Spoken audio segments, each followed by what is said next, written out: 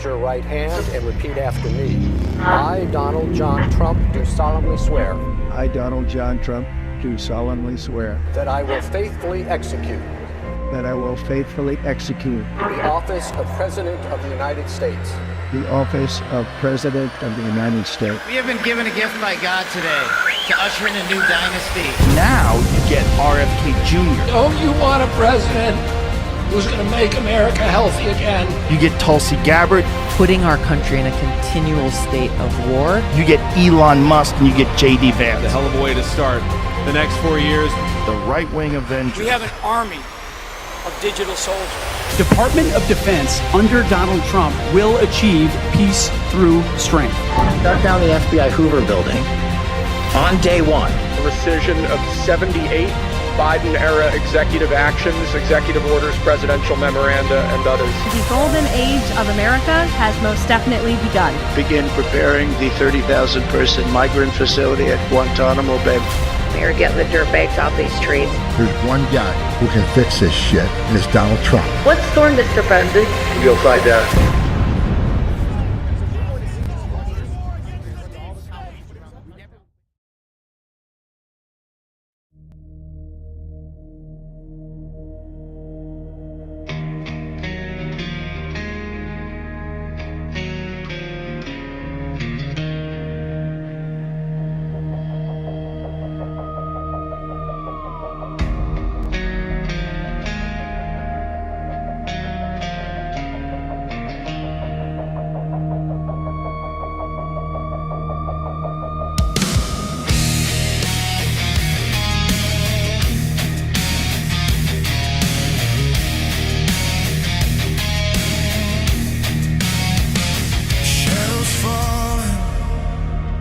Thunder breaks, the ground is shaking from the weight.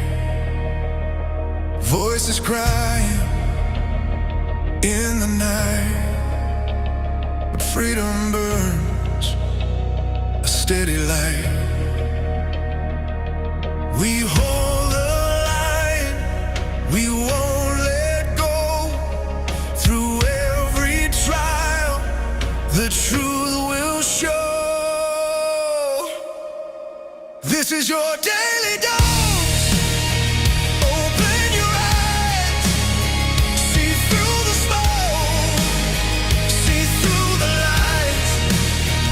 Rise from the silence, hear freedom's call. One voice, one people, united we stand tall.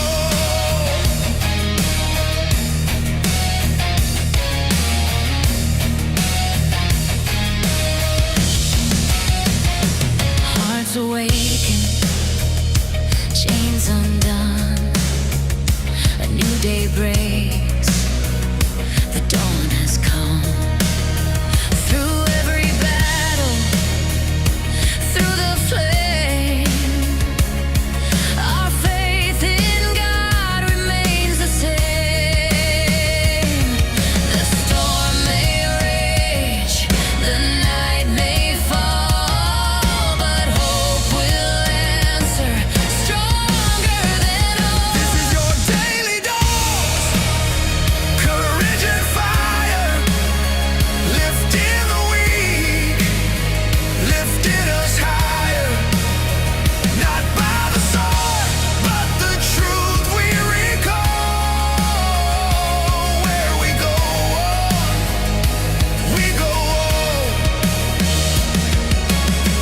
We've seen the darkness try to reign. We felt the sorrow, we've known the pain. But every trial has forged the steel. In God we trust, His plan is real.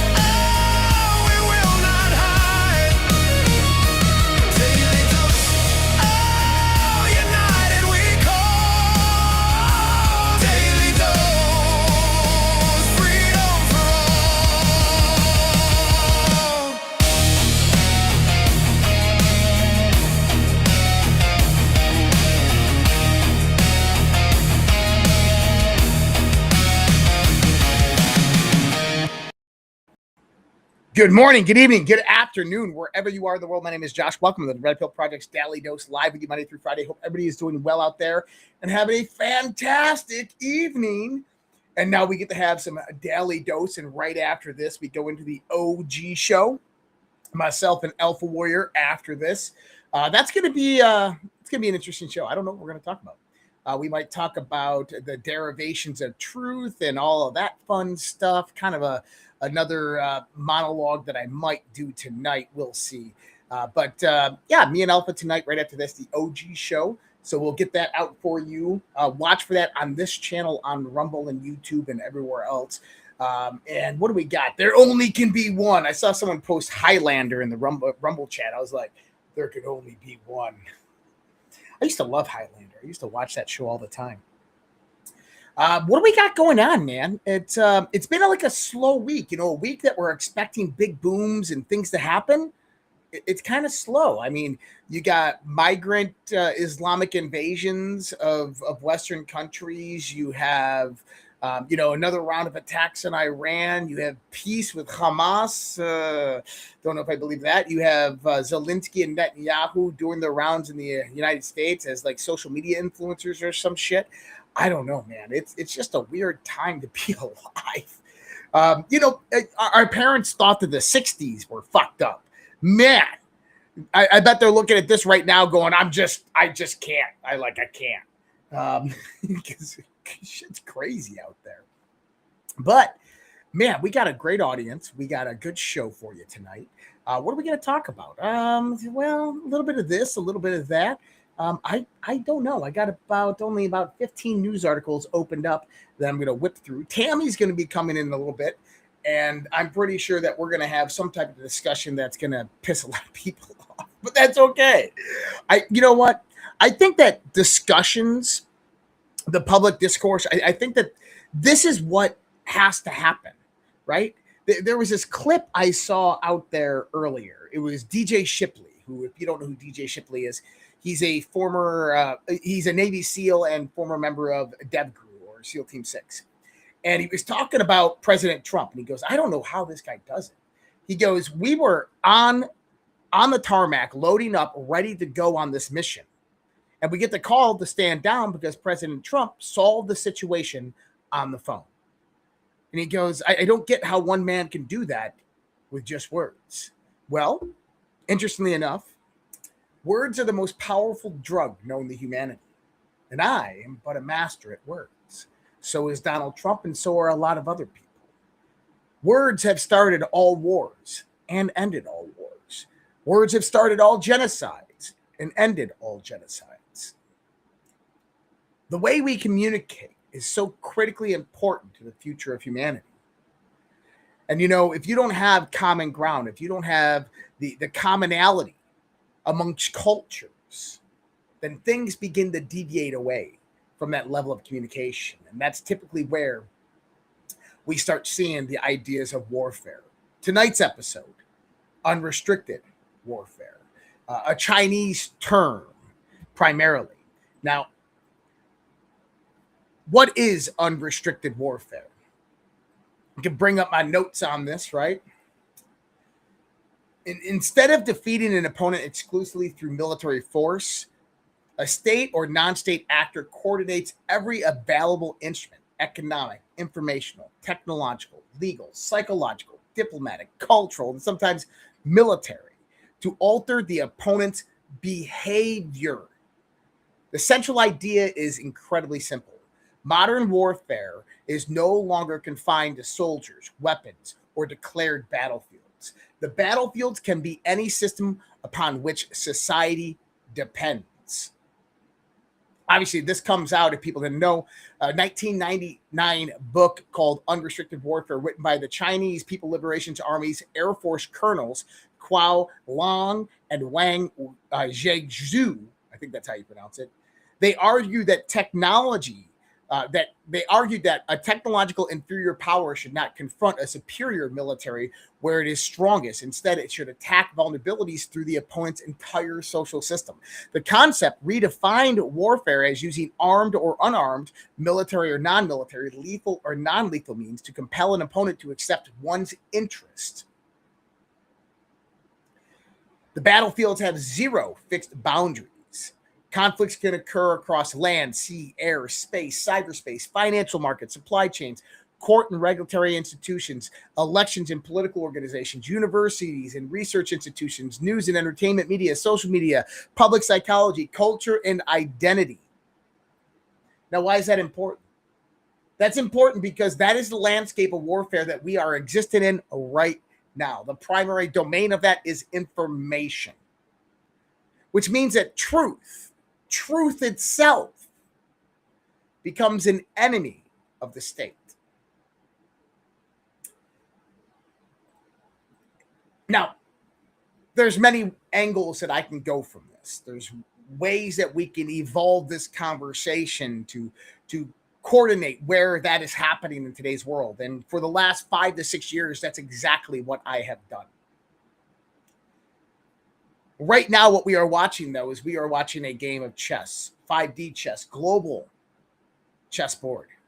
Donald Trump, the Trump administration, the U.S. military, the Secretary of Treasury, the Federal Reserve, the Department of Commerce, all of this, fighting multiple battles within the realm of unrestricted warfare, whether it be China, whether it be the various different Islamic threats around the world, whether it be in the European nations who just watched their New World Order crumble to the ground, whether it be the communist infiltration within our local state and federal governments and throughout our entire country and its institutions. All of this is a greater extent of what we're talking about here. All of this is an aspect of unrestricted warfare. And within the realms of unrestricted warfare, you have communications that are simply confined to only people who can understand what those communications mean.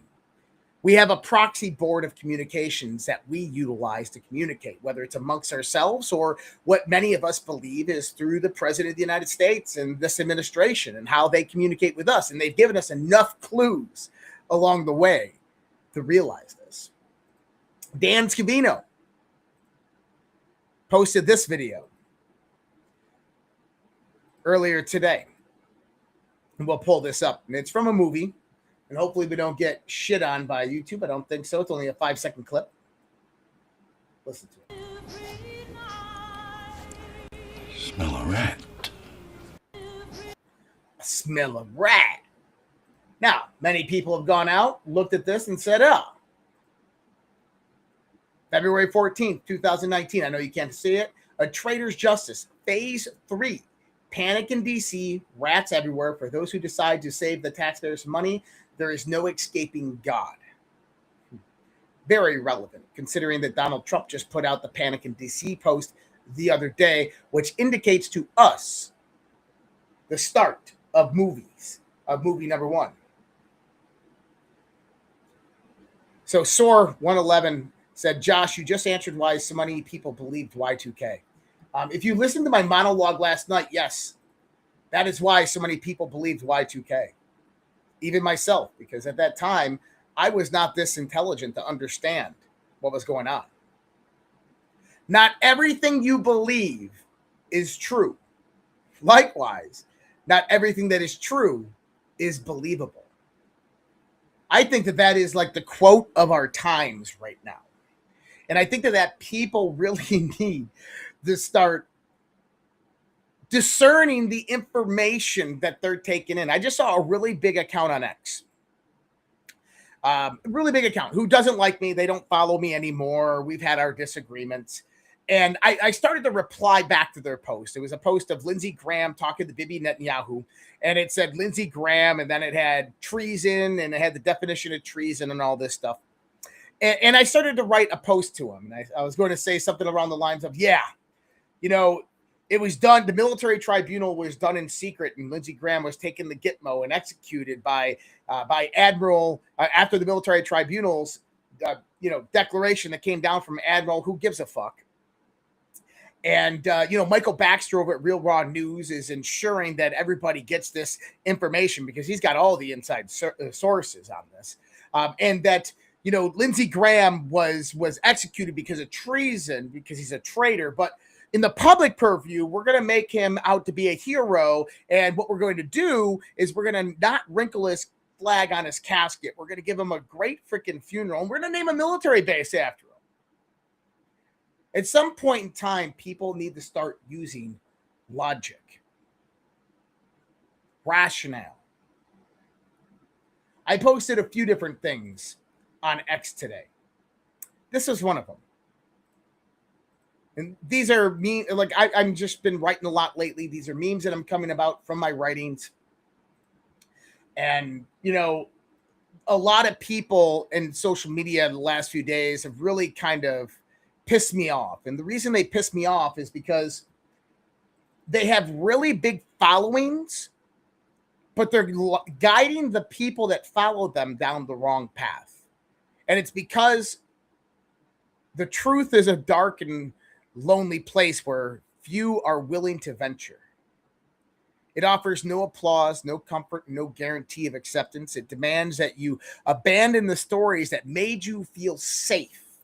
Those who understand it don't fear the darkness. They've simply learned that reality is often found beyond the reach of comforting lies. That's the fucking truth. And I love this part. It demands that you abandon the stories that made you feel safe. If you want to know why people believe absolute nonsense with zero evidence or substantiation of evidence, it's because it makes them feel good. It makes them feel safe inside. It's because we went through a massive psychological warfare operation during COVID-19. And this produced a mass trauma within the minds of every single human being on this planet, whether we realize it or not, even to us that were awakening during that time or awake during that time. And what it did is it made people look out to the world and start to grab on to any anchor that made them feel safe, comfortable, and good inside. The intro to this show during all of COVID was called the Hopium-Free Broadcast. I don't do hopium. I don't like hopium. The reason is hope. I look at all hope in the world today as false hope. Now you say, well, you don't have hope? No, I got hope, but I'm not going to sit here. I'm not going to blow smoke up people's ass and give them fake, bunk, incredible information that it just isn't true. If the reality of the situation is dire, then people need to know that the reality of the situation is dire. Why should I report anything other? If the reality of the situation is that Kamala Harris won the 2024 election, do you want me to be sitting here telling you that the white hats are in control and everything is good and blow smoke up your ass and we can all go and sing Kumbaya by the fire? Or do you rather me out there talking to you about how we can coordinate, how we can come together, how we can start to work down by the docks and start planning what we need to do next? That's what I think. So STEM Elementary, Josh Reed is full of shit. Fuck you. You know what? I'm sitting here telling people to stop believing nonsense. And the person wants to say I'm full of shit. Think about that for a second. Hey, use discernment. Don't believe anything anybody says, no matter who they are, what authority they possess or profess. And people are like, oh, you're full of shit. I'm full of shit because I'm telling people to use their own judgment, to use their own discernment, to use their own minds and critical thinking and analytical processes to go out there and look at the world. The person who said that STEM Elementary, you're a retard. Seriously, Donald Trump would call you low IQ. There's Somalis in Minnesota who are smarter than you.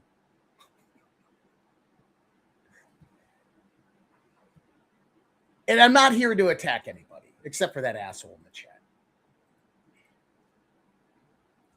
One of the things that I'm always hearing on X,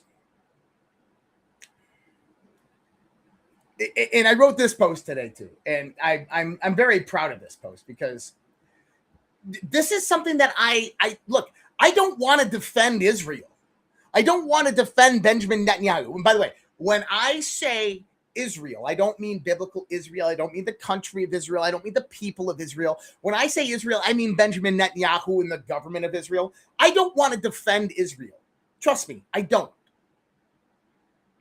What I hear on X all the time, the simple answer, Israel did it. Israel to blame. It's the Jews. To me, that's one of the least compelling explanations and part of the misdirection. That's the psychological warfare that we are in right now. If you entertain the thought experiment long enough, you eventually stop asking which nation moved the piece and start asking who designed the board. In that framework, every nation is a chess piece. Some are kings, some are queens, some are pawns, but none are the player. So the complex answer, it's the idea that real power doesn't reside in nation states, presidents, prime ministers, or parliaments. It resides in a transnational network of financial interests, intelligence relationships, multinational corporations, political dynasties, and unelected power brokers whose influence extends beyond borders. In this narrative, governments become administrators rather than sovereigns. Elections change faces, not directions. Wars, crises, debt, surveillance, and technology dependence becomes tools for gradually concentrating authority into increasingly centralized institutions. The end state isn't merely a one world government.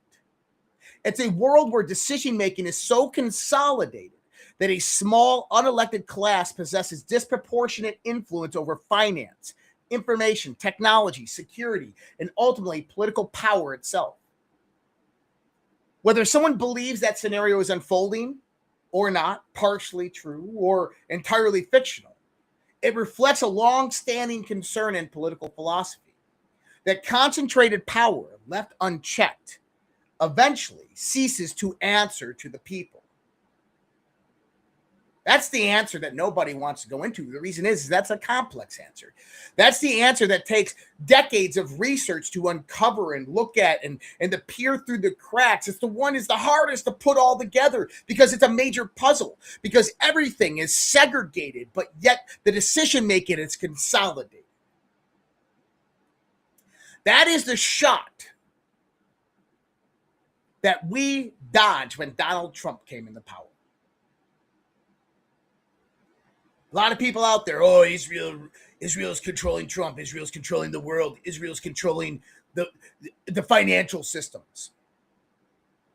And people ever went out there and actually looked at the global financial system and saw who actually controls the majority of it?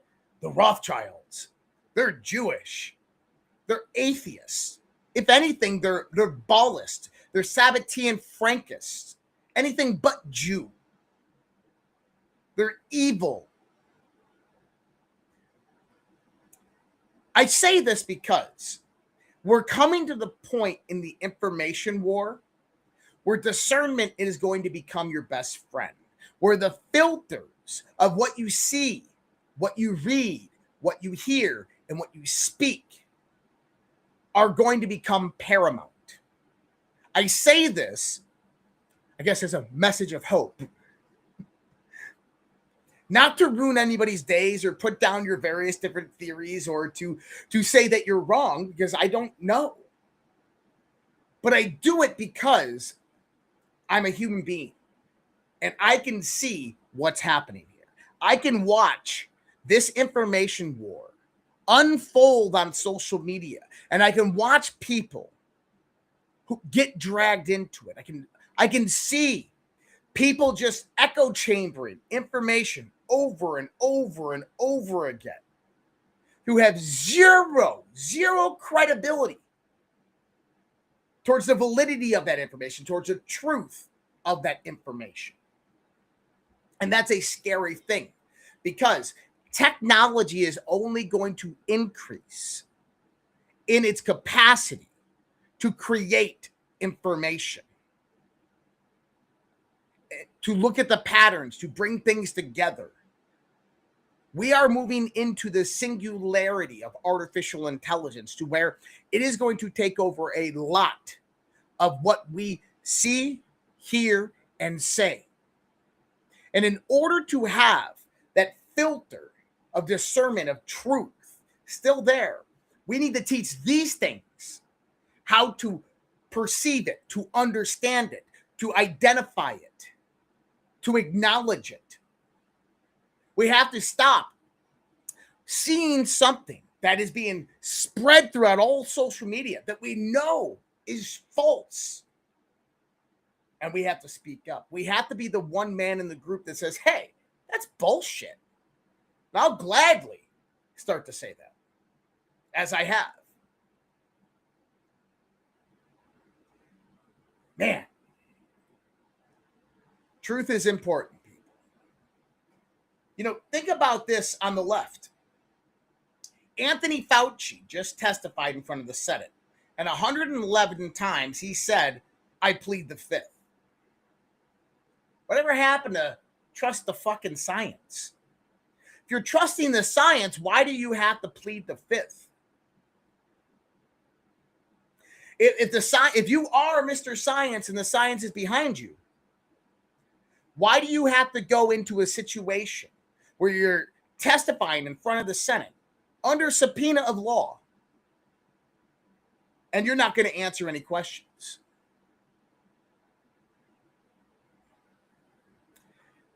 The good news from that is something I talked about yesterday, and I will talk about it again. The U.S. presidential pardon is limited in scope. It can pardon federal offenses against the United States. It does not automatically immunize someone from prosecution by another country or another state if that country or state has jurisdiction. In other words, why did Anthony Fauci plead the fifth? Because he can still be prosecuted for his crimes against humanity, and he and his lawyers know it.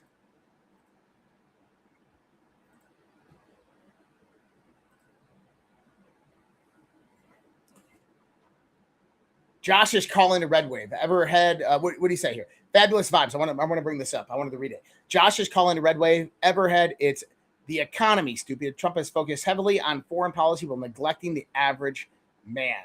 Is this a reply to someone? I'm assuming it's a reply to someone. I actually have a note written down here.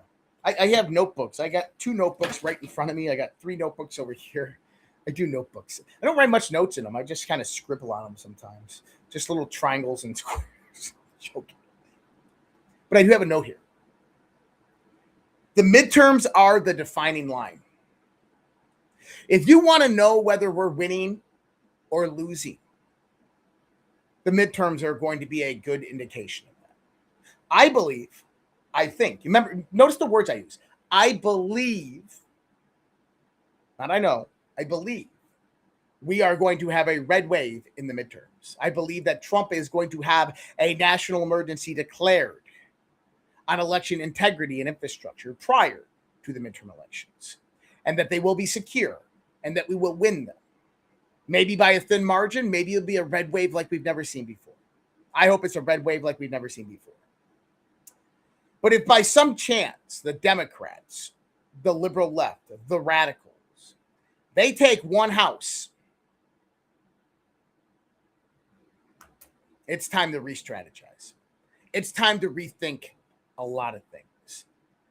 It's time to buckle up, Buttercup, because things are going to get bumpy.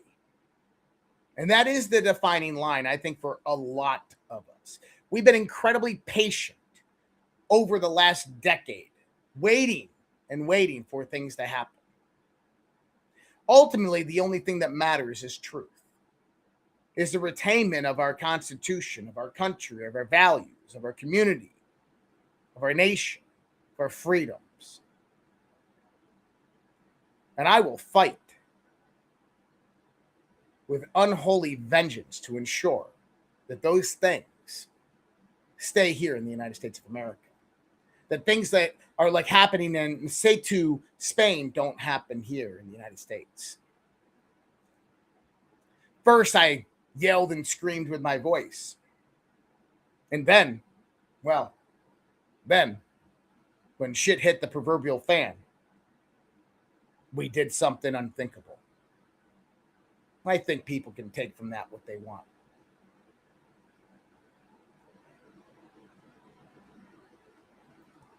And, you know, looking out here, and I was kind of looking at the chat. I got a few different chats here. Now, let's get into the show, shall we? I do want to end with this one. We are in unrestricted warfare. It's global. It's happening everywhere. There are multiple players. Donald Trump is playing the best game so far. That can change very fast. Truth is the one thing that we have, that we are armed with. Don't let it go. And don't fall for nonsense and bullshit. Anybody out there that comes out there and says, oh no, it's this, debate me. Called it out before. I'll have that discussion. Happy to defend what I understand and what I know. That goes out to the people out there in the YouTube chat. So actually, this is a good question from Fabulous Vibes. I was a fervent Trump supporter. How the fuck do I justify voting in the midterms when I'm still in the same situation under Biden? Now, good question. Good question. Did you expect Donald Trump to make your life better? Have you ever expected a politician to make your life better? It's an honest question. Because, to be honest, if I was to answer that, I would say, if I was on the liberal left, then yes, I expect politicians to make my life better and easier, because that's what their social construct does. Now you might be saying, hey, gas is high. The cost of living, it's high. Interest rates, still high. Absolutely. We're in the midst of unrestricted warfare. There's a lot of shit going on. There's a lot of reorganization that has to happen on the global scale. So why is Donald Trump still waging these wars and doing all these things? Because it's not about today, it's about tomorrow. But let me ask you this. If life is hard right now, and I know it is for a lot of people out there, what are we doing through the opportunities that are being presented to better ourselves? And they said, I expected mass deportations, justice, voter integrity, gains in the economy. Yeah. Well, you've had mass deportations. Justice is being prosecuted right now through various different grand juries, Joe DeGeneva, North Carolina, New York, Pennsylvania. You got all these grand juries going on. You got the DNI doing declassification. Voter integrity, great question. Voter integrity, you have a national emergency most likely coming. The predicate was just released by the DNI for that specifically, right? And gains in the economy. The markets are freaking doing amazing. Have you invested in any tech stocks or SpaceX or X? Have you invested in any of these companies that everybody else is investing in and that just brought in $1 trillion of new capital inflow into the markets today? That's some gains in the economy. 401k should be doing good. But I'll say that like this. I think that the one realization that many people are beginning to understand, and I think that this is one of the falsehoods that was displayed after the 2020 election, one of the psyops played on people, is that the power of the president of the United States is not as great as you thought it was. That the United States Constitution plays the exact role that it's always played. It limits the three branches of government so that they have to work together. That the president of the United States isn't all powerful. He's not a king. He's not a dictator. Saying that he was CIC, commander-in-chief of the militaries, and he had full military. No, it doesn't work that way, not constitutionally. And you're seeing it right now. He can't get the Senate to pass the Save America Act. Why? Because he doesn't have the force, the pressure of a dictator to make Congress do anything, because we have separation of powers. In other words, people are learning that the power of the president of the United States is limited by the Constitution. And I think that that's a really good thing to understand and have. And what we also learned is that the Biden administration and the Obama administration, they abused that power. And that's what we're waiting for the justice to come in. Cope, bro. Well, fabulous vibes. You know, I'm not here to change your mind. All I'm saying is, I guess, make better decisions in life if your life sucks that bad. Right? Donald Trump has came out multiple different times and said the economy is going to be booming. Things are going to be booming. And he's saying, hey, we got $20 trillion of capital flowing into the United States, and it's going to be going into biomedical, biotechnology, artificial intelligence, and computer systems and chip building and cryptocurrency. I don't know. If I was a betting man, I would start to roll some of my money into that instead of just keeping it in gold and silver. And in 5 to 10 years, maybe we come back and revisit this, and you can tell me how you're doing over there, and we'll talk about how this audience is doing over there, because this audience pays attention. All right, enough with it. I got to still bring Tammy in. I forgot all about it. I got to send her a link. I'm sorry. It's I think that's good, because this is one of the things that I did the other night at the camping trip. Is I sat down with an 18-year-old who was very much on the fence with Trump, and we had a discussion about this, and I kind of showed him a perspective that he didn't see before.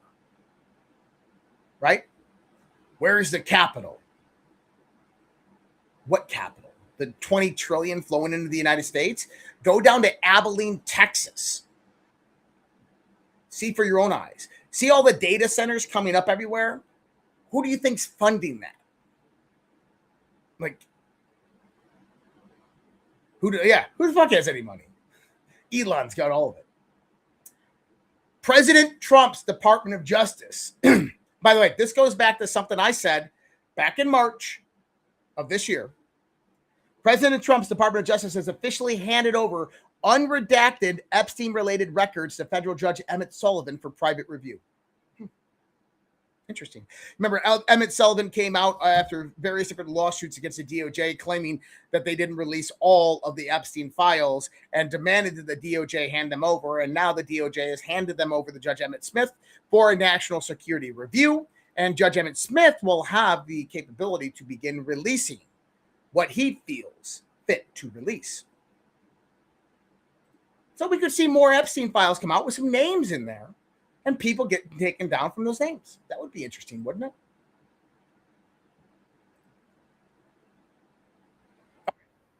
We're going to transition here a little bit. And then Fabulous Vibes comes in and says, military is in control.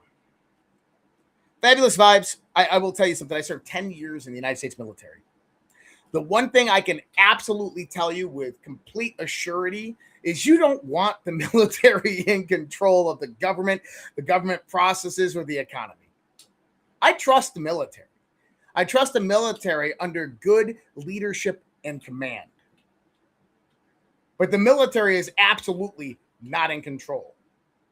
Not in the sense of how you think the military is in control. That's why we have a civilian as the head of the military. There you go. John Kidd, the military is controlled by duly elected officials. Spot on. Very important. Okay. We're going to go into this right here. I'm going to do a Rumble ad real quick, and then we are going to jump into a transition of content, because I think that we beat that horse dead with that one. If you got a dog at home, you already know that they are more than just a pet. They're a part of the family. They're your best friend. Well, it turns out America's founding fathers felt the exact same way. George Washington, Thomas Jefferson, and several of the men who helped build this country all had loyal dogs by their side. Some even traveled with them during the Revolutionary War and were there for some incredible moments in American history. When I found that out, I thought that's actually a really cool way to get kids interested in history.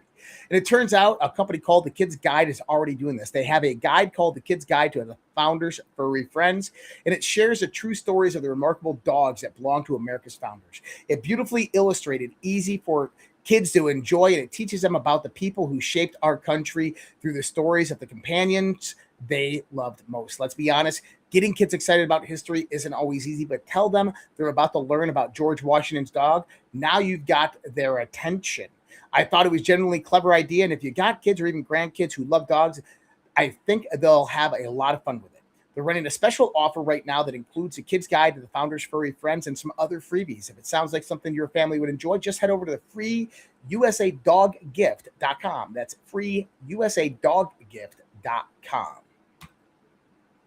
And I appreciate those Rumble rants that came in over on Rumble. Appreciate you guys. I'm going to bring up John Solomon, and I'm going to send Tammy a link, and listen to this. There are scores of raw intelligence reports that show Chinese meddling in the American election. And there's one report raising concern that Ukraine was engaged in a plot to do something bad in the 2024 election to help Joe Biden. I want to repeat that. There is intercepted intelligence that the Trump administration has had for many, many months, in which it is suggested by Ukrainian officials that they're going to try to help Joe Biden win the election using American taxpayer money. There are scores. Man. So it's interesting because you see a Ukraine connection to the 2016 election, Burisma, CrowdStrike server, Eastern Donbass, right? The Open Society Foundations, Ukraine, CrowdStrike, CEOs Ukrainian. You see a direct connection between Ukraine and the second impeachment of Donald Trump about the server. You see a connection with the 2020 election. By the way, that's one of the things I've said is that one of the countries that will be named when more declassified information comes out pertaining to the 2020 election is Ukraine. And now you're hearing that Ukraine was willing to help Joe Biden win. You remember last week when we were talking about Lindsey Graham? And I was saying that nobody knew that Lindsey Graham traveled to Turkey for the NATO summit. And nobody knew that Lindsey Graham then went to Poland, took a 10-hour train ride over to Kyiv to do an hour tour of a drone facility. Made no sense. But nobody knew Lindsey Graham was there. And I said, I think Lindsey Graham was there to pick up the CrowdStrike server for President Donald Trump. And that CrowdStrike server, and I think that everybody can see this now, was a piece of leverage that Zelensky and Ukraine oligarchs utilized on the Biden administration to funnel hundreds of billions of taxpayer dollars into Ukraine. Think about that. Now, when you hear John Solomon stating plainly that there is a piece of intelligence that states from Ukrainian officials that they wanted to help Joe Biden win the 2024 election with U.S. taxpayer dollars. Now, why is that interesting? They are dating the intelligence by telling you that one specific detail. They wanted to help Joe Biden win the 2024 election. Joe Biden dropped out the third week in July 2024 of the election, which means that the intelligence that we're talking about here is prior Butler. Remember when I said that it was Ukraine that was behind the Butler attempted assassination and the Mar-a-Lago attempted assassination? Remember Ryan over there at Mar-a-Lago had direct connections to Ukrainian intelligence and the Central Intelligence Agencies? You remember the Butler shooter, Thomas Crooks, had 2 countries, foreign countries, on his phone, Austria and Ukraine.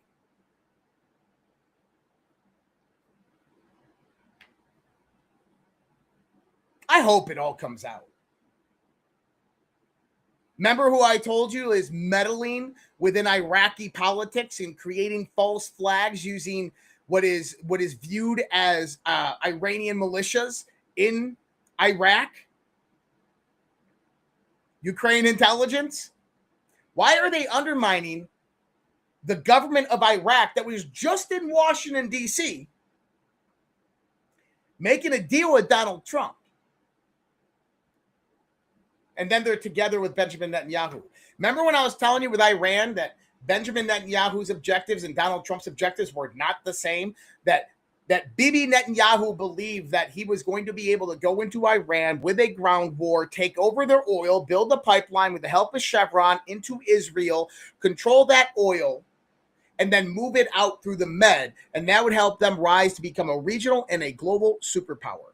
It was the same reason why Benjamin Netanyahu made a parking lot out of Gaza, committed the genocide that heard around the world in Gaza, is because just off the coastline, there's dozens upon dozens of natural gas wells out in the Mediterranean, right off the coast of Gaza.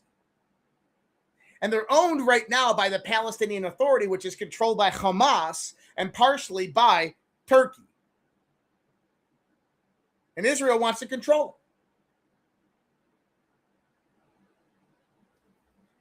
And so why is Ukraine and Israel coming together all of a sudden? Why is Ukrainian intelligence in Iraq? Because it's easier for Ukrainian intelligence to operate through Iraq than it is for the Shin Bet or for the Mossad. And what do? Well, they create upheavals to basically stop Donald Trump from doing what Donald Trump wants to do, from Western infrastructure being built in Iraq, like Donald Trump made with the deals with the Iraqi prime minister.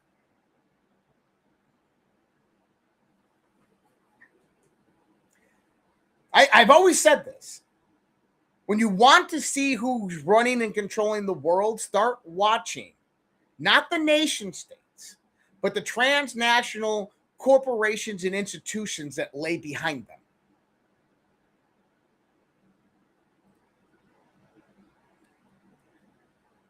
I don't always agree with President Trump. He said today the Board of Peace reached a historic agreement for the complete disarmament of Hamas and all other armed groups in Gaza. This is a monumental step towards lasting peace and security. This agreement is a critical step towards Gaza finally being governed by a new Palestinian government that will work closely with the Board of Peace to help the Palestinian people. At the same time, Israel will have security it deserves, and Gaza no longer used as a base for terror attacks.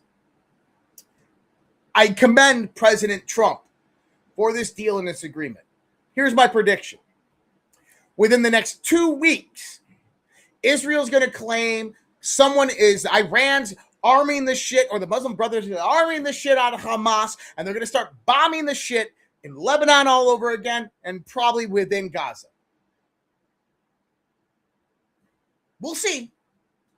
But this is not good for Israel. This is called a two-state solution. This is not what Israel wants. And the closer that it gets, the more that they're going to have to disrupt it. Because Israel's objectives are not aligned with President Trump's. I love this. Listen. This goes back to that information thing.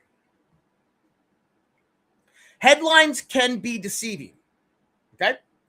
Now, is it horrific what is happening right now in, C2, Spain? Benny says, Spain is currently being conquered by Muslim migrants. Thousands of military-age men storm the border, break into homes, start fires, terrorize innocent citizens, all while yelling, Allah Akbar.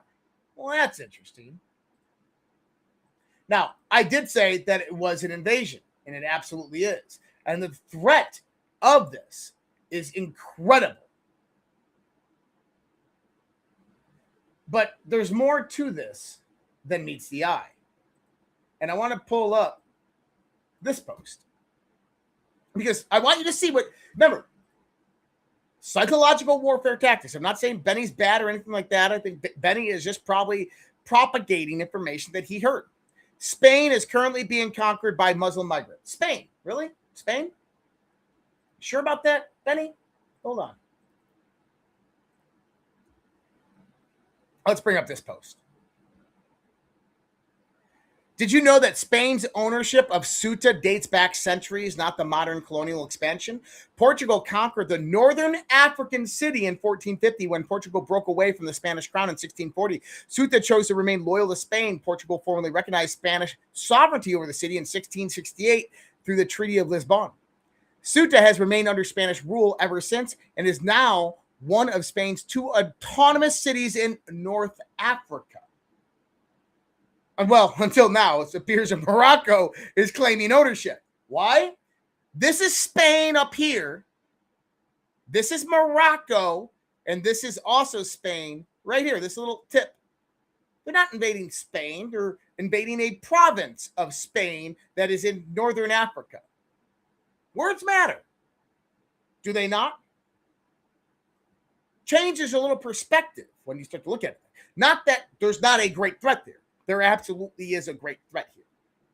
But I believe that this one right here is most likely organized by the Kingdom of Morocco. That's my thoughts. That Morocco is most likely taking back what they believe is theirs. Because it's unrestricted warfare. Why not?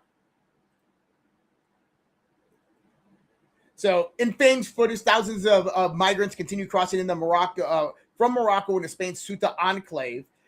They are raiding businesses, going into houses, all different types of shit. It is absolutely horrendous. It is definitely an invasion. And Alpha Warrior came out earlier and he said, this is what they had planned for our southern border.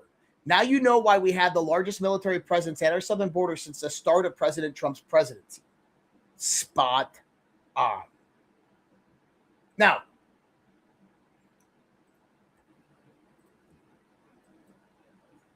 I'm not a big fan of Chip Roy, but listen to what he says right here. Well, thank you, Keith, and thank you, Senator. Thanks for joining us here in the lower house. Look, I'm not going to take a whole lot of time. I want to be very clear. I am proud to be with this group of Americans, of colleagues, many of whom wore the uniform in defense of our nation and in defense of our nation against radical Islamic terrorists who wanted to destroy our country and destroy what we know about Western civilization. And now that same war is being conducted against us, but from within.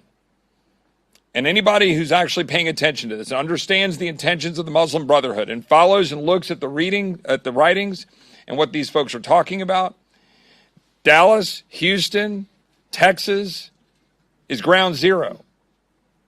That's why Keith Self and I joined together to create this Sharia-Free Caucus, Sharia-Free America Caucus, because we understand that the root strength of this country is our Judeo-Christian principles and the values of Western civilization that have advanced the cause of liberty, freedom, and prosperity for people around the world. And our ancestors bled and died so that we could live in a country like this. And you can believe whatever you want, but you cannot engage in what is a political effort to Islamify the United States of America and not expect us to fight back and say no. Sharia is inconsistent with Western civilization. Sharia is inconsistent with the Constitution of the United States, the Declaration, and the rule of law in our country. Okay. Now, do I like Chip Roy? No. Could give two shits about Chip Roy. Do I agree with what he says? Yeah.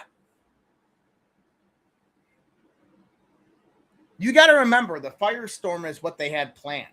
23 plus million illegal immigrants flooding into every major city in the United States of America, of which then once Kamala Harris came in, they would have fast-tracked their takeover of the United States of America, because along with those 23 million illegal immigrants that came over, there was gangs, there was cartels, there was Al-Qaeda, there was ISIS, there was Hezbollah Unit 910, and there was also Chinese military-age males, probably within the numbers of hundreds of thousands, if not millions.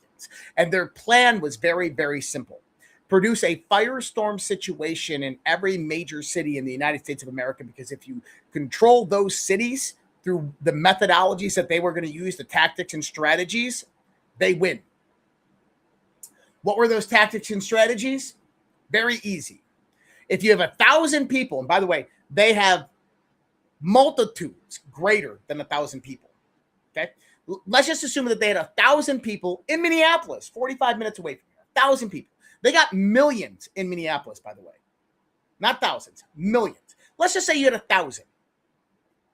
1,000 people. You break that down into 10 groups of 100. You take one group of those 100 and you send them to the south side of the city, and they start creating mayhem.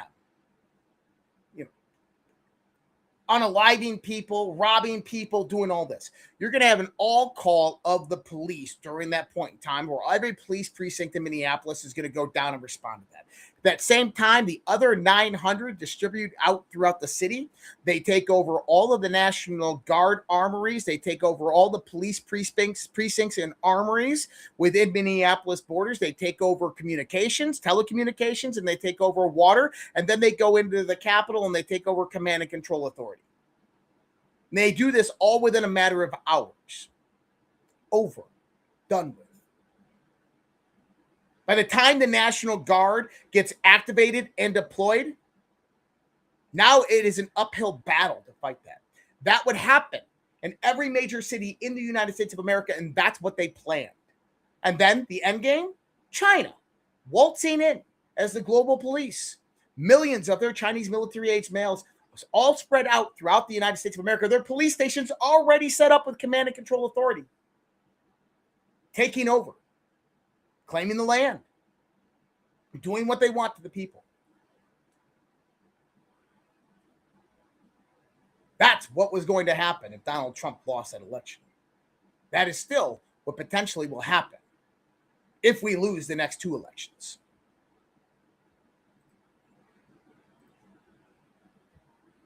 All right. So I'm going to quick transition. I don't want to get into the doom and gloom and the hopium-free broadcast, because that's not where we're at anymore. We got a lot of hope in here, but we don't tend to organize our information around hope. Instead, we organize it around facts and truth. And my companion in facts and truth, the one, the only, Tammy Cuthbert-Garcia.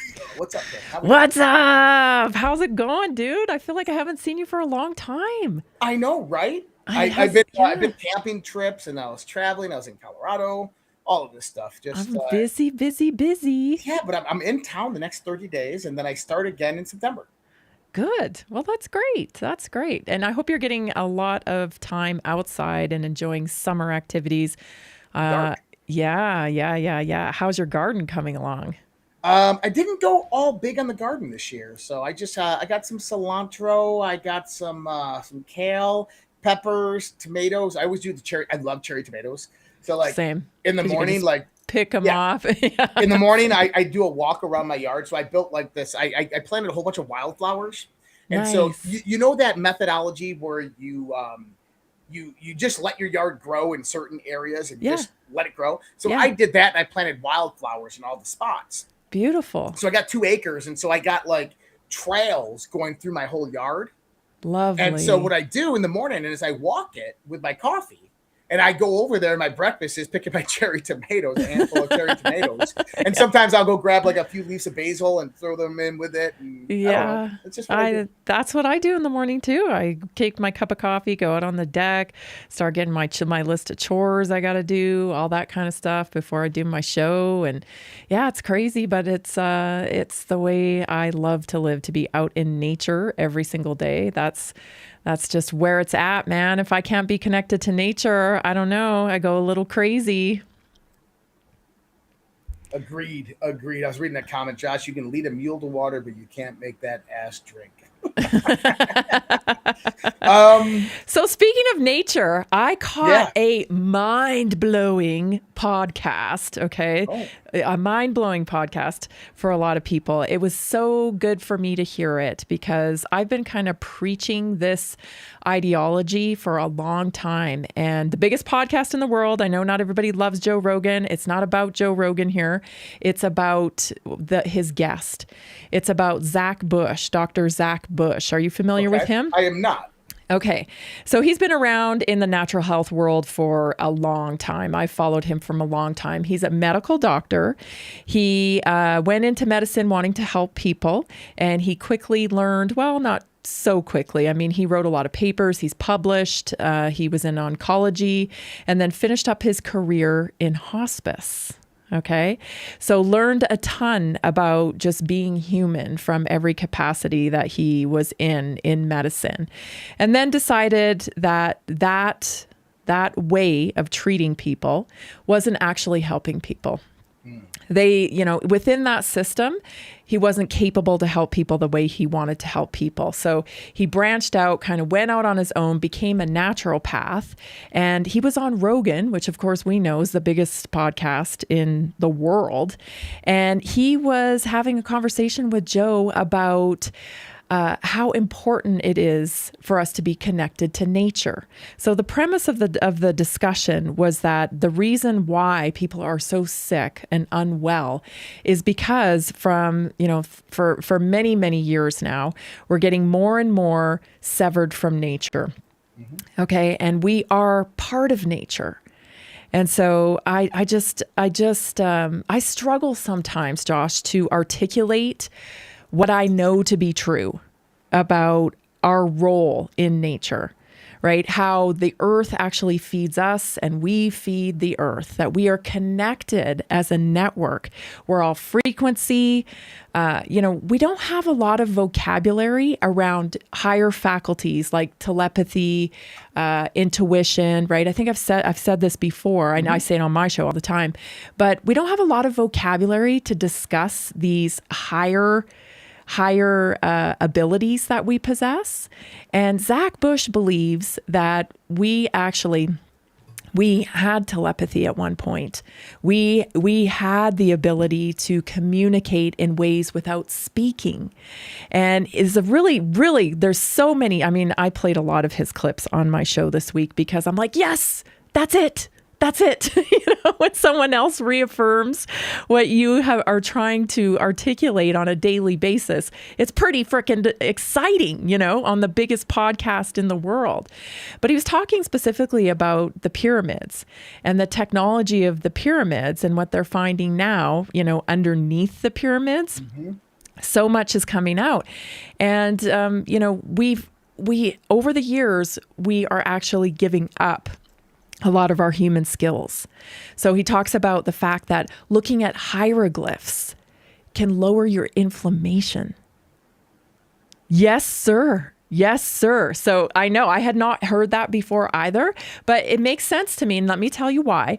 Everything has a frequency, right? Mm-hmm. I have a frequency. You have a frequency. The earth has a frequency. This cup in front of me has a frequency. The water in it has a frequency. And when we attract things to us, we're connecting to that frequency like a radio station. We're tuning into it. So he talks about how, we knew a lot more back then about our higher faculties and that we actually didn't even have to use language, that we communicated without language prior. But slowly but surely, as we've brought in technology like writing, there was no longer the need for us to communicate with telepathy, that we began to write things, we began to speak things. And it just keeps, elevating and elevating.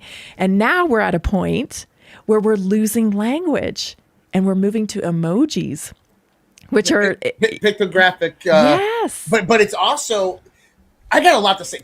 I know you would. I knew you would. So anyway, that was one segment. Another segment, which I really loved, is he touched on AI a little bit. And he said, he's not worried about AI because anything that needs an outside source for energy and is not self-healing is no match for humans. Is no match for humans. Again? Anything that needs an outside source for energy, mm-hmm. okay, and cannot self-heal, is no match for humans. That's interesting. I mean, I agree with that to a point. So AI obviously is in the process of being self-replicated. So it can go out there and it heal itself in the sense of programming, not necessarily hardware. Soon, once it has robotics integrated into it, it'll have that capability. Power generation, once it has hands in the real world, that's a different story. What do you mean hands in the real world? Once you start to have your Optimus robots with Grok robots 5.0, that's a different story. Mm-hmm. Interesting. Yeah. So I was fascinated with it because, as I've told you before, I think that where our focus should be right now is developing our higher faculties. And it's not about creating new things.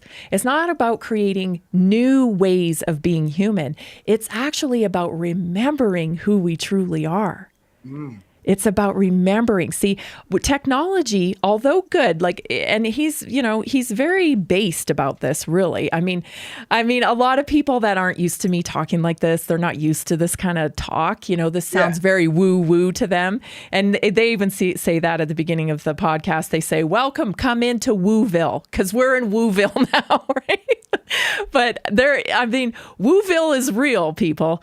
This is woo-woo. You are woo-woo. Whether you want to acknowledge it or not, you have the capabilities for woo. Okay? So let's just take a breath on that, okay? And not judge, but actually dive in and explore. Have an open mind. I always talk about the vagus nerve. The vagus nerve is the 10th cranial nerve. It's the biggest, longest nerve in the body. And that is very affected by frequency. And if we are very sedentary, if we are experiencing a lot of cortisol, a lot of stress, that vagal nerve will actually become low. It will have low frequency. And when it's low frequency, we experience things like anxiety, really tense muscles. There's a whole slew of signals that the body will use to indicate to you that you need to activate your vagus nerve. How do you activate your vagus nerve? Humming, singing, jumping, legs up the wall, all these different things to activate this nerve. But he talks about it in the concept of that this is actually our antenna. So we have the ability, so back to the frequency thing, right? This 10th cranial nerve is actually our ability to sense. Now, there's nobody listening to this tonight that has not had experience with frequency. You have been sitting in a room before, someone walks in, you don't see them, but you feel them, right? You meet somebody for the first time and instantly you're like, there's something wrong with this dude, right? I can't explain it. I can't articulate it. And maybe you've even been in situations where your friends are like, what are you talking about, man? He's a cool dude. And you're just like, no, sir, he's not. Right? Especially the women watching, I'm sure, because not that men don't have it, but women love to work on it and develop it. And they trust it because it becomes one of their tools for protection. As women, we have to think about protection all the time, right? More so than men. It's just a fact of life. And so we rely on this intuition instinctively from birth. It's part of us. And so when people downplay it or they try to say, oh, that's just woo-woo or whatever, it's actually like, wow, that's interesting because I don't know how to live without that sense. I don't know how to live without it. I've been relying on my whole life. So women listening to this will be like, yes, she's right. That's so true. It's really true. So that's what we have to come back to though. But we've been suppressed in our thinking. So I would say to the audience tonight that, we're a network. This Red Pill audience is a network. Let's be little soldiers for this. Let's try to start developing these things because we need them, especially in context of AI with all this machine stuff coming in. We need this higher elevated view of being human. I saw a video today as well, this is alarming to me, that AI is taking over a lot of music, right? And maybe AI can have its own sector of music so that everybody knows that it's AI, but we're not there yet, right? We're not there yet. It's still like infiltrating, without consent, a lot of artists. So I saw a video today of a drummer who's like a famous drummer. He's worked for Madonna. He's worked for, all these different great bands. Not that Madonna's a great band. I'm not saying that, but he's worked for great bands. And he found out recently that they're actually using 75 of his songs to program tracks for AI. And he had no consent of that. Right? No consent, no nothing. And so this is what people need to realize. Music, especially the arts, these are our stories. These are our human stories. We tell our stories through songs, through expression, through art. And if we allow machines to take over our art, who are we then as humans if we're not telling our own story? We're not telling our own story. Yeah. So that's just one idea. So this was a really rich conversation full of natural health type stuff. Zach Bush is pretty hardcore. He, doesn't believe in pharmaceuticals at all. Every pharmaceutical is a derivative of something from nature, and it's bastardized essentially because it's been synthesized and chemicalized. And it's an interesting thought when you think about in terms of how everybody knows, this feels like a spiritual battle that we've been in, especially through the last 6 years. It feels like a spiritual battle. Everybody acknowledges that. And when you think about the fact that darkness can't create, it can only replicate and steal and corrupt. And then you think about the pharmaceutical model where that's exactly what they've done, right? They've taken what occurs in nature naturally and they've synthesized it and used chemicals to make it more potent and change its molecular structure. And it's a mirror of nature, but it's a corrupt mirror of nature. So, and in the Bible, actually, it talks about pharmakia, and I'm sure this audience is so knowledgeable about that kind of stuff. So that's a really interesting concept as well that he brought up. So many interesting points. I want you to listen to it so we can discuss it even further maybe next week. I am going to listen to it now because I've been looking for...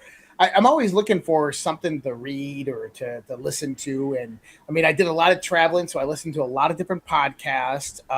Some of them I liked, some of them I didn't like. There is, I listened to Timothy Alberino on Rogan.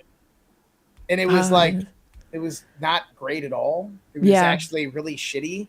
It was very disappointing from Timothy Alberino. I thought he was going to bring the big guns, but instead it's just Joe Rogan actually caught him in kind of an extension of his belief multiple different times. He was talking about he said and that was in the Epstein files and it's proven, and Joe Rogan's like, no, it's not, hold on, and they looked it up and he's like, no, not really. It's like it was the name Ball, that they're all bald with worshipers because the name Ball was in the Epstein files under a bank account name, and he goes, that doesn't really jive. Prove it. Yeah. He goes, but maybe there was something else, and it's like we make these generalized assumptions on things. And this is what my last 2 days have been about. I've been writing a lot about truth. Yeah. And the reason is because, it all started with Lindsey Graham. We're like, Lindsey Graham, is he a patriot or is he a traitor? Is he going to have a wrinkled flag? Is he not going to have a wrinkled flag? And the flag came out and it wasn't wrinkled. And people were like, it's wrinkled. And there was one version that someone posted on a reply to me. And see, it's wrinkled, and you zoom into the photo, and everything in the background, all the people are distorted, and the pixelation is all because it's modified. And it's modified. Like, are you that stupid that you're looking at this and saying the image is altered? You can see that it's altered, and I'm like, they just must always name a military base off of traitors, right? I know when John McCain died, and we know he was a traitor, wrinkled flag, that right after they named a military base after John McCain. No, they didn't. But it's really bothered me because I was getting attacked by people online. And I don't mind that because I can hold my own. Yeah. But it made me see a broader perspective of of how people are falling into the same traps of psychological war that we did during COVID, that they did before COVID, right? Yeah. And I mean, I'm a natural person that just wants to help people, and I'm like, hey, we need to identify these things so that we don't fall down these rabbit holes. Yeah. But you know, when we start to look at kind of what you're talking about here, number one is I want to go back to the language part. Yeah. I think that this was really important.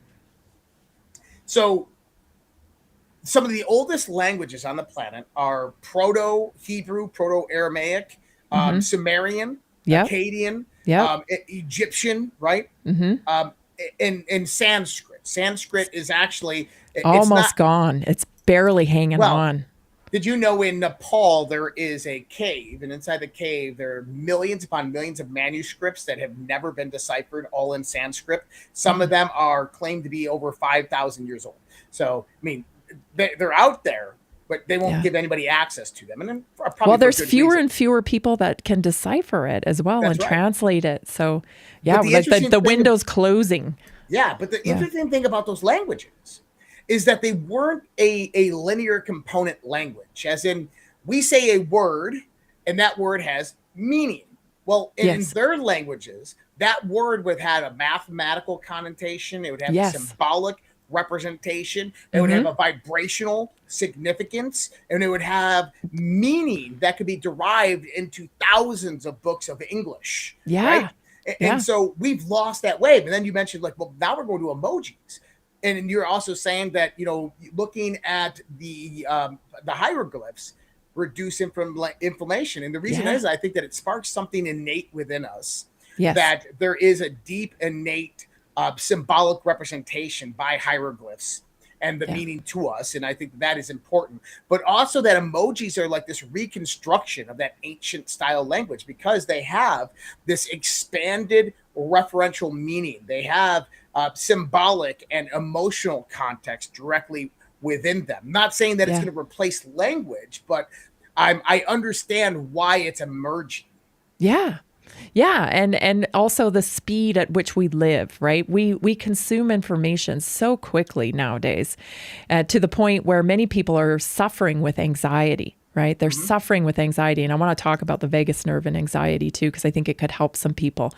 But the amount and at the speed that we consume information, now it's easy to throw an emoji, right? Just because people already identify with what that means. It has a meaning between it, right? Like, listen, if you're not from this planet and someone throws you a peach emoji, you might just think they're looking at a peach, right?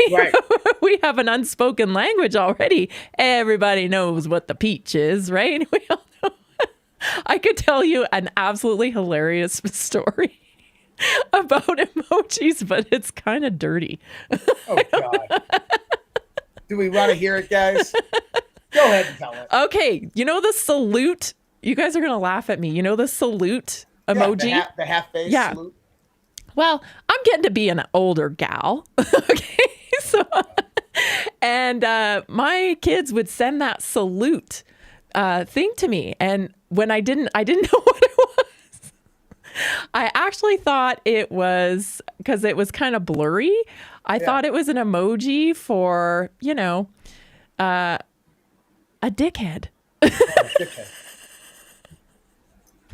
I don't know where I came up with that. So do you know the prayer emoji? Yes. Do you know that that's not a prayer emoji? That's a hand slap, high five. No, I did not know that. So the prayer emoji that everybody uses, the two hands like this. I use it all the time. It's a high five. You see? It's a high five.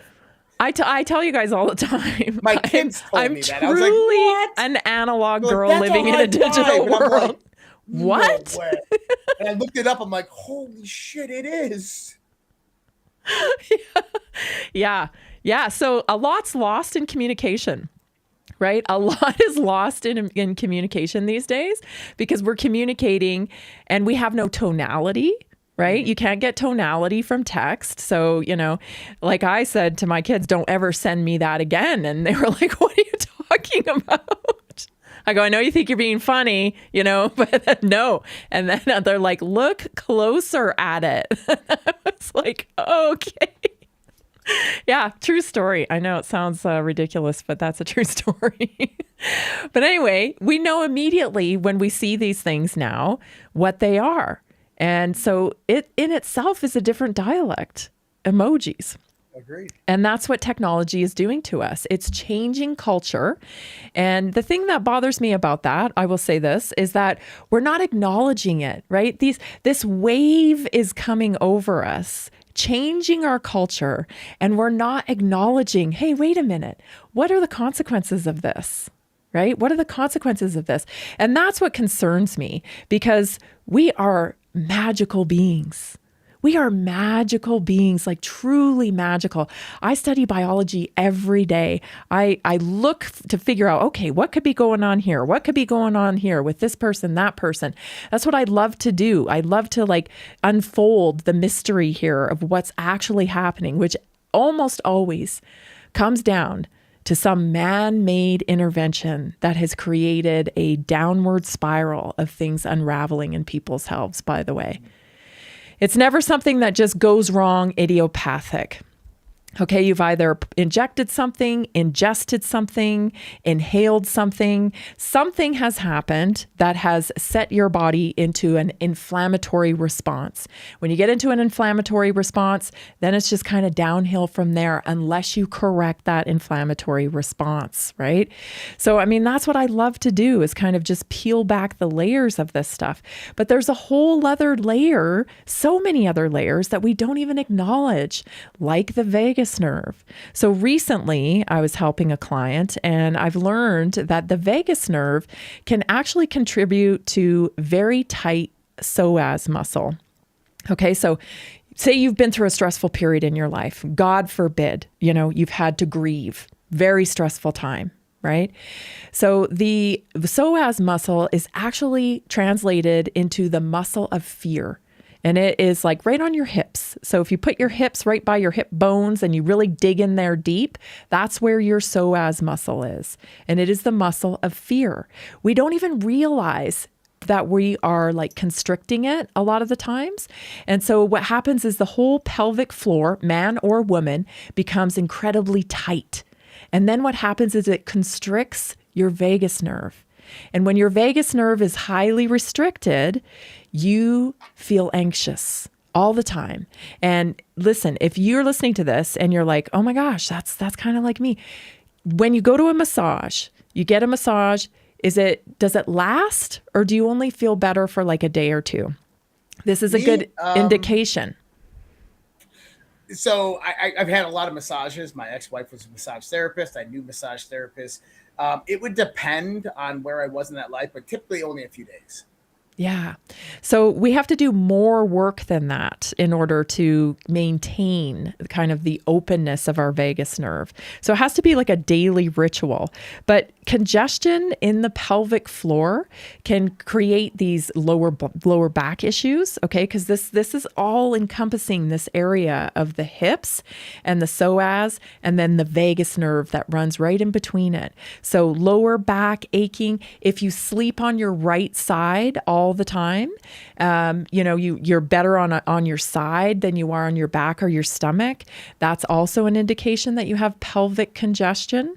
Okay, if you're dealing with anxiety, you wake up in the middle of the night quite often. A lot of these things overlap with insulin resistance as well. But starting to open up your vagus nerve by releasing the psoas muscle and flooding your body with anti-inflammatories. This is kind of the recipe to healing.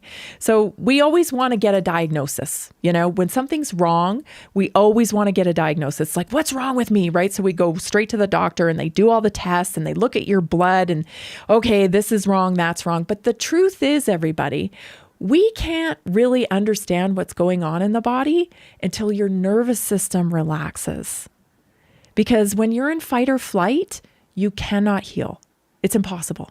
You're in fight or flight. You're in the mode of, run or you're going to die, right? You're in this. So we have to calm. It's like your house alarm is going off. We have to shut the alarm off and comfort the body first, get it back to, out of fight or flight, and then we can start working on the rest of the stuff. But it's a bit of a process.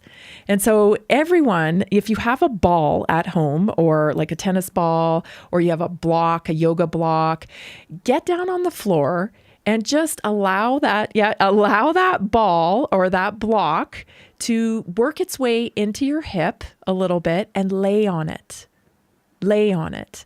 And if you feel like tenderness or really deep soreness, a lot of people will struggle with this and they'll be surprised. It hurts so bad. Yeah, it will hurt. And see, if it does, then that's a good indication that it's time to open up, release the psoas muscle so that you can activate your vagus nerve, which activates your antenna.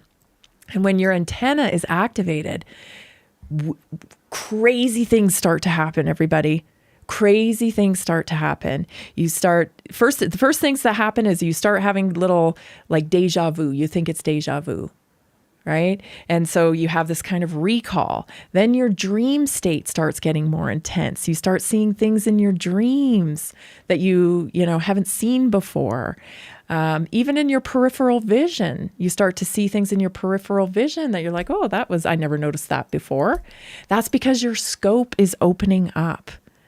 So really, really powerful stuff here. And this is the way to health.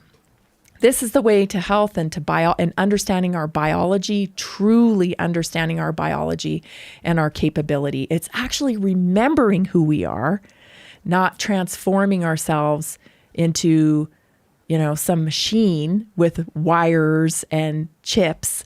That's nothing. Wires and chips and plastic, that's nothing compared to our DNA, compared to what we're capable of. I want to actually give people something that I've realized in my life. And the worst thing that you can do for yourself in the morning is set an alarm. Yeah.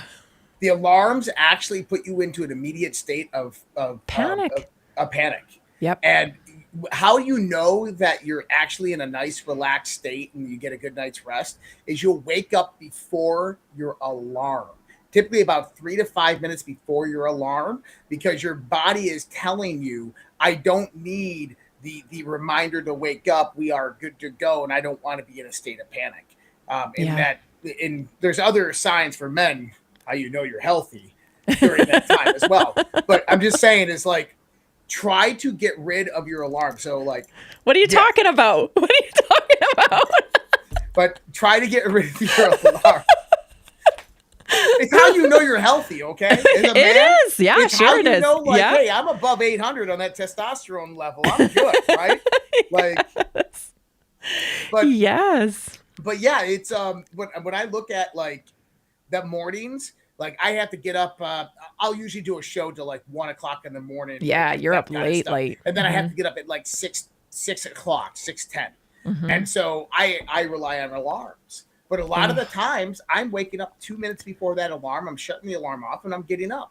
And the reason is because I'm cool, calm, relaxed. My body is nice and just stress-free. Yeah. And when you're in those states, your body will let you know that you do not need an alarm. Yeah. Yeah. I love that. And also, again, back to nature, right? Like, listen, this is so important.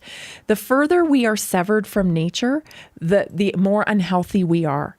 So waking up with the sun every day, like we don't close our blinds up in we have an attic bedroom and an old farmhouse, right? So we don't close the blinds in that room. We wake up to light every morning. That's how we wake up. That is so smart. Yep, we have to wake up. That's the reason there's so many improvements with that. So if you can do that alone, and I know a lot of people will be like, shit, I can't do that, but you can walk outside.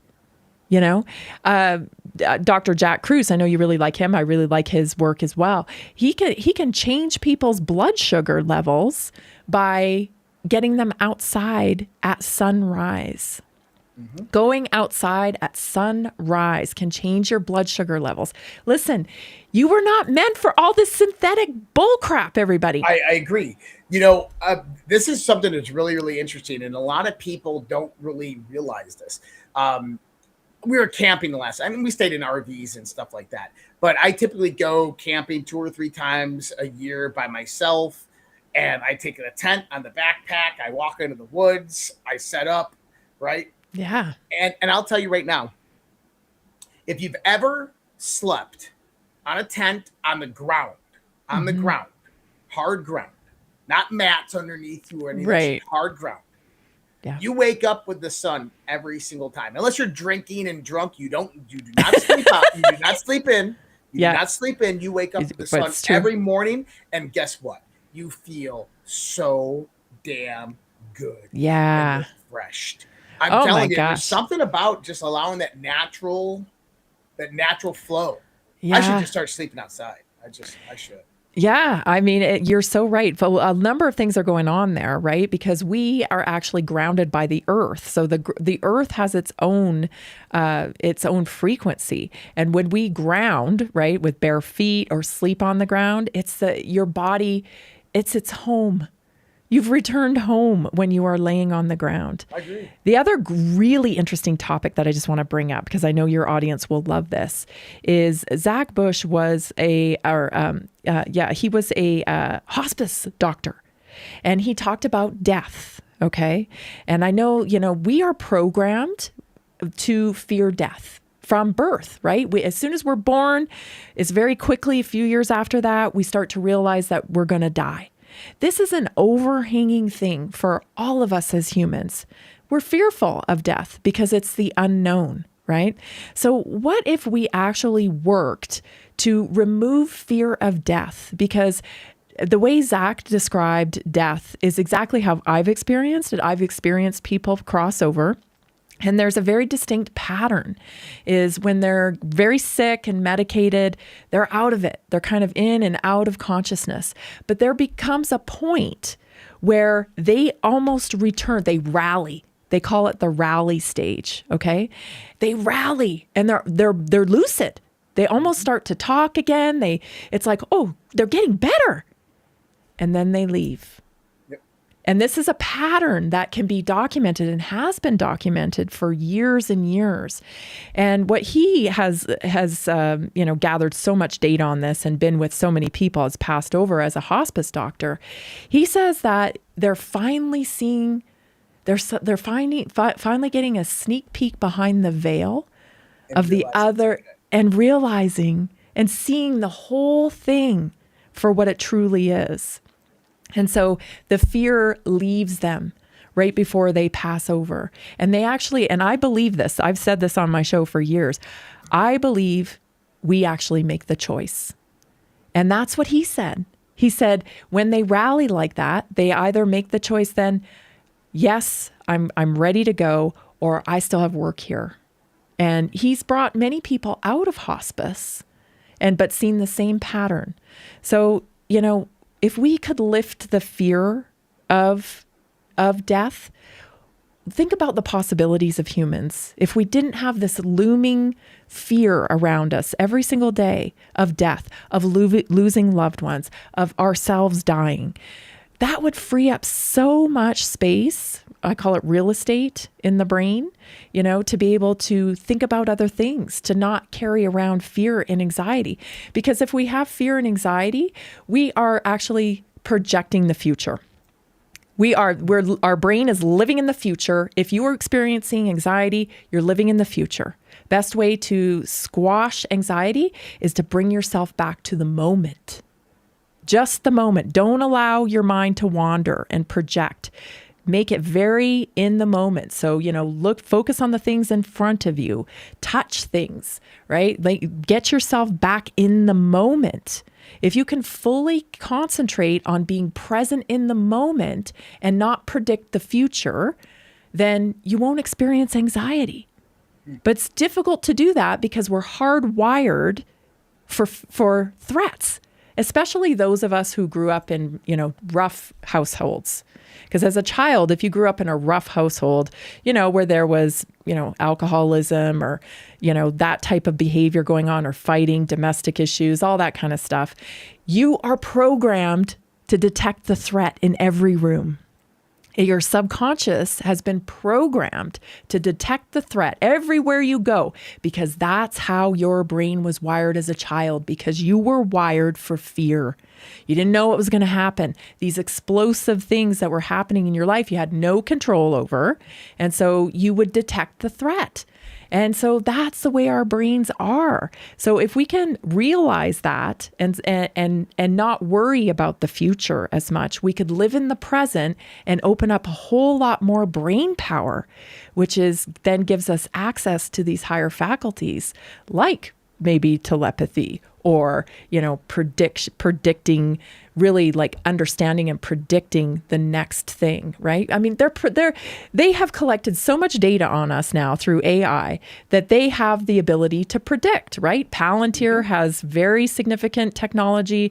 It's all about predicting your next move. And we know it. We already experience it, right? We're thinking about things. Oh, I should probably buy some cat food, but you don't even say it. You don't say it. Then you pick up your phone and what happens? Cat food. That's an algorithm that has tracked. Those son of a bitches should just send it to you and just like you comment, holy shit, I was just thinking about it. It's already at my door. Well, that's the next step. You have the Amazon robot waving. That's the next step, dude. You know it. That's the next step. If they're not reading your mind, though. They've read your patterns for years and years and years. Okay? So it's really not like this woo-woo thing. It's actually your human mind being able to detect patterns, to detect micro expressions. And then you store them in your subconscious. Every time you see them, oh, I remember what happened last time I saw that micro expression. Okay? So it's not this like crazy psychic ability. It's just actually living in the moment and collecting data when you're in the moment. Listening. Listening, everybody. Like, we have become pretty crappy listeners because we're always trying to think of our rebuttal. Well, not professionals like yourself that do this for a living, but go out somewhere. I mean, I was just trying to explain something to somebody over the phone the other day about business, and this lady just would not listen, and I just had to say finally to jar her. I'm not a rude person, but I finally had to say, "Are you ready to listen to me?" Because she would not listen. She just kept talking over me and talking. We weren't getting anywhere in the conversation. So, then she was kind of like, oh, okay. But it's because of the speed of information that we're consuming, right? Now, HBO. HBO has launched shorts now. They're launching shorts of their most popular series because people aren't watching the whole shows anymore. They're not watching the whole shows. They don't have the attention span for it. So they're actually getting into the game of vertical shorts. People, resist, because pretty soon people, I already talked to people that are like, I have a hard time concentrating. I can't read like I used to. Like, it's happening. So be aware of it so that you can resist. But I also want to invite everybody over to redpillhealth.info. If this conversation tonight was interesting, then you are going to love the Naturally Inspired community, okay? Every Tuesday night, you get to meet up with us on Zoom. Sometimes we talk about esoteric stuff like this. Sometimes we talk about very specific health issues. Like recently we've talked about gallstones, and we did a recipe one sometimes. So it's something different every Tuesday night, okay? To get into this community, all you have to do is go to redpillhealth.info, okay? And there's a little button to the right on the webpage says, try this. Try this now, right? Try this. So you want to click on that button and it will take you directly to my product page. My featured product page tonight is red pills for this community. And it is a wonderful product to start with because this tackles inflammation. And we are all dealing with inflammation. If you're dealing with anxiety, if you're dealing, with soreness, achy muscles, all this stuff, you've got to tackle inflammation first, okay? When you make a purchase tonight, listen, when you make a purchase tonight until July 31st at 11:59, July 31st, till then only, I'm going to pay for your shipping. So it's free shipping from right now to July 31st at 11:59. And then I got to cut it off. I'm flipping the bill on all this shipping. So, and I'm happy to do it because I want you to get into the community. I want you to discover real solutions for health, everybody. You are tired of getting more prescriptions, tired of getting 9 minutes with your doctor, tired of not being heard, tired of not feeling your best. It's time to act and do something about it. Your body's self-healing. It can be self-healing. So get on over there. Go to redpillhealth.info. If you have any questions, because I know a lot of you want to try the collagen, a lot of you want to try these red pills, and a lot of you actually wanted to try the sparkling protein. So I'm going to cover your shipping tonight. No matter what you buy, if you have questions about that, 720-303-8868. That's me directly. I'll be waiting and answering your calls tonight, your questions. Awesome. I appreciate it, Tammy. And you guys right there, text her as well, 720-303-8868, or go to redpillhealth.info. Get into those groups. Tammy, I appreciate you coming on. We'll see you next week. Yes. See you next week. I love these conversations. Thanks, Josh. Awesome. Take care. Bye. All right, guys, redpillhealth.info. Go on over there and visit Tammy. Hey, I'm heading over to the OG show. And so if you guys want to go on over there, it's going to be up on this channel here in just a few minutes. It's going to be called On the Fringe. So the Overwatch and the Guardian show On the Fringe, it'll be on this channel. So for all of you people that typically go over to Alpha's channel and watch it after you will come here, come on, stay on my channel. That's okay. You guys can go watch it on any channel you want. So we will see you here in just a little bit. I'm going to take a short little break, about 15 minutes. And then we will see you on the OG show. So much love, respect. God bless. Take care. Have a great night. We'll see you guys tomorrow or tonight, depending if you're going to join us.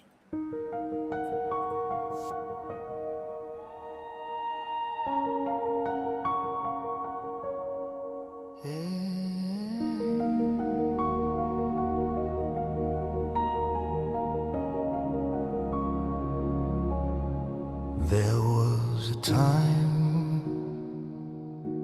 when our children stood tall,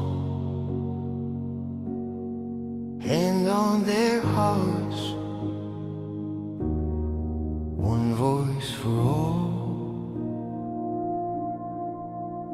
There was a time when honor had weight, when the flag was a symbol, not a debate. There was a time when our history was known, with pride in the rules that made us our own.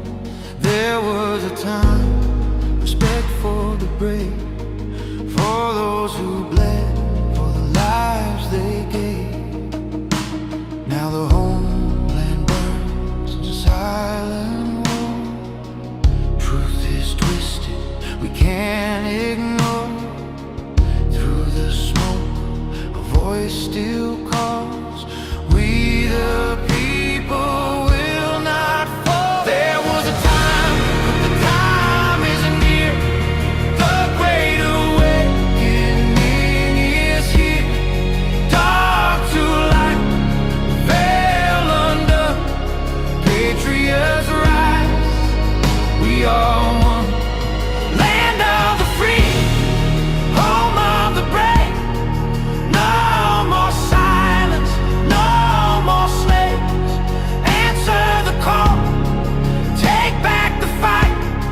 Children of freedom, stand for the light.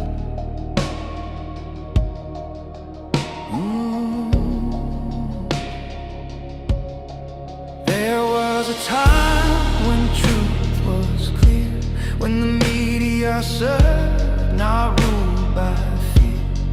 There was a time when leaders stood fast, guarding the people, defending the past. Now corruption There's a crown, lies a fed to tear us down. But Q said watch, and Q said see. The silent war will set us free. From the front lines, soldiers stare, wondering if we're still there. Their blood, their hope, their sacrifice will not be sold for a last prize. There was a time, but the time isn't near. The great awakening is here. Dark to light, the veil undone. Patriots rise, we are one. Land of the free, home of the brave. No more silence, no more slaves. Answer the call, take back the fight. Children of freedom, stand for the light. Freedom is never more than one generation away from extinction. It must be fought for, protected, and handed on. Or we will spend our sunset years telling our children what it was once like in the United States where men were free. There was a time, the time is near.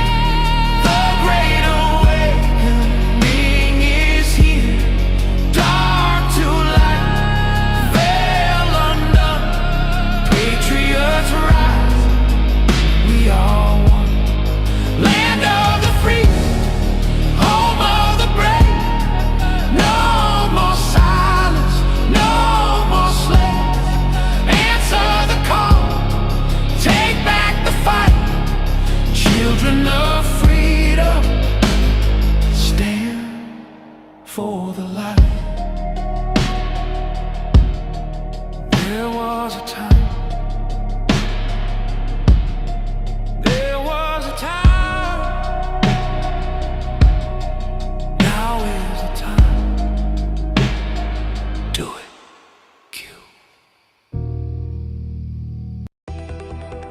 I don't have to tell you things are bad. Everybody knows things are bad. The air is unfit to breathe, and our food is unfit to eat. I don't know what to do about the depression and the inflation. I want you to get mad. I have come here to chew bubblegum and kick ass. And I'm all out of bubblegum. People should not be afraid of their governments. Governments should be afraid of their people. The more you fuck around, the more you're going to find out. These people are still a part of that system, and that makes them our enemy. We accept the reality of the world with which we're presented. It's as simple as that. I want you to get up right now and go to the window, open it, and stick your head out and yell, "I'm as mad as hell, and I'm not going to take this anymore!"